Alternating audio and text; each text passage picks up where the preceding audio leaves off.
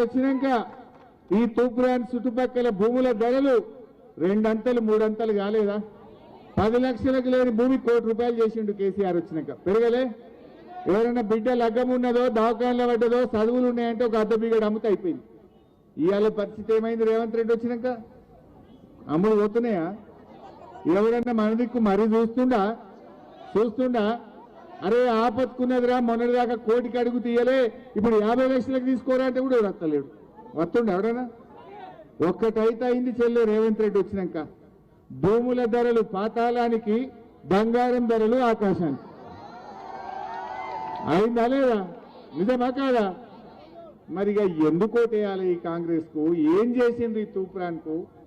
కేసీఆర్ గారు తూప్రాన్ ప్రజల గౌరవం పెంచిండు, విలువ పెంచిండు, భూముల ధరలు పెంచిండు.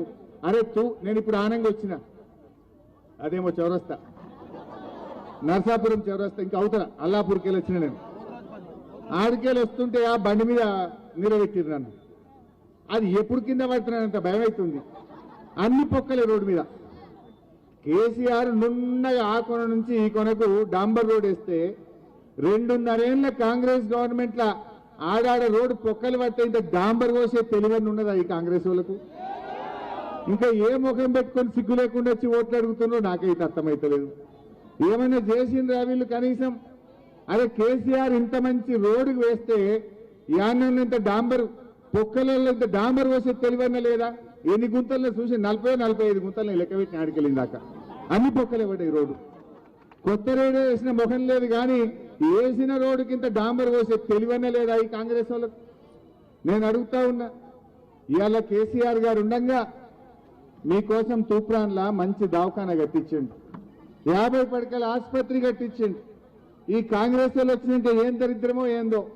ఎవరైనా ఇప్పుడు తూప్రాన్ దవాఖానకు పోతే డాక్టర్లు లేరు, మెదకువో లేకపోతే గజ్వేలువో.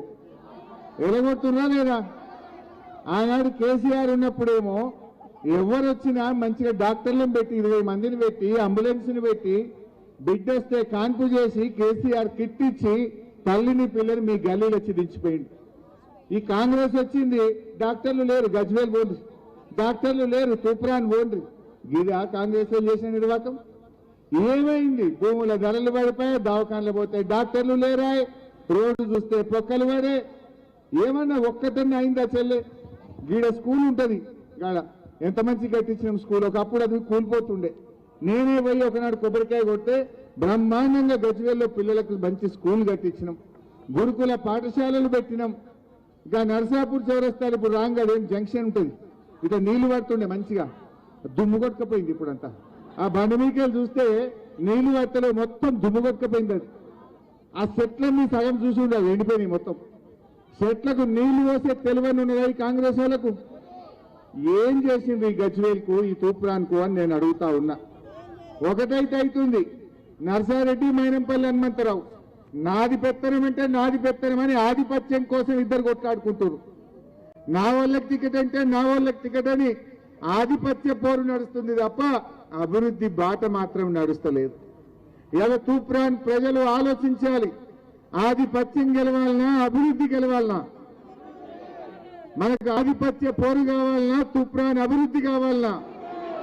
దయచేసి ఆలోచన చేయండి. గానంగా రాంగా తూప్రాన్ మున్సిపల్ ఆఫీస్ చూసిన ఎంత ముద్దుగున్నది, ఎంత మంచి బంగ్లా కేసీఆర్ మనకు రోడ్డు మీద కట్టించిండు. తూప్రాన్ గౌరవం పెరిగేటట్టు లేదా? మన విలువ పెరిగేటట్టు అంత మంచి బిల్డింగ్ మెయిన్ రోడ్డు మీద కట్టించిండ్రు. ఇవాళ కాంగ్రెస్ వచ్చినాక ఏం జరిగింది అని నేను అడుగుతా ఉన్నా. ఆనాడు కేసీఆర్ గారు 25 కోట్ల రూపాయలు, ఇంకా కొన్ని మోరీలు, ఇంకా కొన్ని రోడ్లు మిగిలినాయి, ఆయన్ని చేద్దామని 25 కోట్లు శాంక్షన్ చేసిండు. టెండర్ కూడా అయింది, SDF లో ఇచ్చిపోయిండు.